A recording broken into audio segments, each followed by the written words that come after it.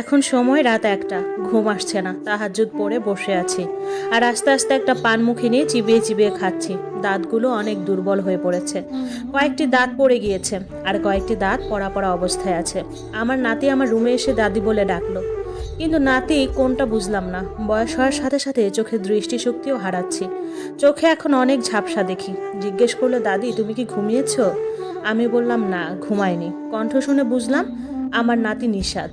নিশাদ আমায় বলল, দাদি একটা খবর আছে। নাতিকে বললাম, কি খবর এত রাতে? নিশাদ বলল, দাদি জরুল নামের উনি মারা গেছেন। নামটা শুনে কলিজায় মোচড় দিয়ে উঠল।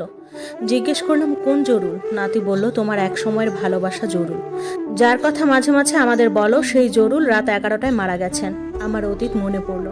আমার নাতি আমাকে জড়িয়ে ধরে বলল, দাদি গাড়ি বের করছি, তুমি রেডি হয়ে নাও, তোমাকে নিয়ে আমরা চিটাগং যাব। আমি নাতিকে বললাম, যাব, অবশ্যই যাব। আমার ভালোবাসাকে শেষ বিদায় দেওয়ার জন্য যাব। এত বছর পর তাকে ঝাপসা চোখে একটি বার দেখার জন্য যাব। ঘরের সবাই ঘুম থেকে উঠে আমার কাছে আসলো। ছেলে, ছেলের বউ, আমার ছোট নাতি নিহাত সবাই এসে আমার পাশে দাঁড়িয়ে রইল এবং আমি তাদের বললাম, রেডি হয়ে নাও সবাই, আমরা আজ সবাই যাব চট্টগ্রাম। তোমাদের সবাইকে আমি আমার অতীত দেখাতে নিয়ে যাব। আমার স্বামী গত হয়েছেন আজ 7 বছর। আমার স্বামীকেও আমি ভালোবাসি, কিন্তু মনের এক সুপ্ত কোণে জরুল নামের ভালোবাসাটা আজও বহমান আছে।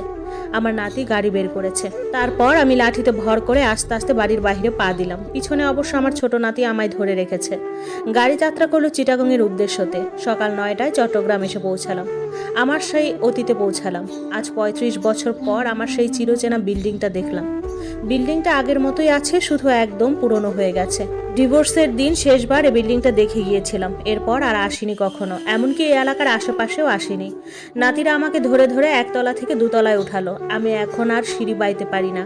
সিঁড়ি দিয়ে ওঠার সময় মনে হলো, এই তো আমার সেই চিরচেনা সিঁড়ি। এক সময় কত দাপিয়ে বেরিয়েছি আমি, তার কোনো হিসাব নেই। আস্তে আস্তে জরুলদের ঘরের সামনে আসলাম। দরজা খোলা, অনেক মানুষের আনাগোনা। দরজার ভেতরে প্রবেশ করলাম। ঝাপসা চোখে দেখলাম সামনের রুমে সাদা কাপড় পরিয়ে জরুল নামের এক বৃদ্ধ লোককে শুয়ে রেখেছে। আমার আবেগ, আমার ভালোবাসা এবং নিজেকে আমি আর শক্ত রাখতে পারিনি। ধীর পায়ে এগিয়ে লাশের সামনে বসলাম। তখন সবাই বলাবলি করতে শুরু করলো, উনি হাসি, জরুলের আগের বউ। আমি তার মুখের সামনে বসে তার কপালে একটা চুমু খেলাম আর তার বুকে মাথা রেখে বললাম, জরুল, আজ এত বছরেও তোকে একটি বারের জন্য আমি ভুলতে পারিনি। তোকে এত কেন ভালোবেসেছি জরুল, তোকে আমি এভাবে দেখতে চাইনি। একটা বার ওঠ, আমাকে দেখ, আমি এসেছি। এই বেঈমান জরুল, উঠ না, আমার ভালোবাসার কথাগুলো শুন। জরুল, আমি তোকে একটা বার দেখতে চাই, আমাকে একটা বার হাসি বলে ডাক।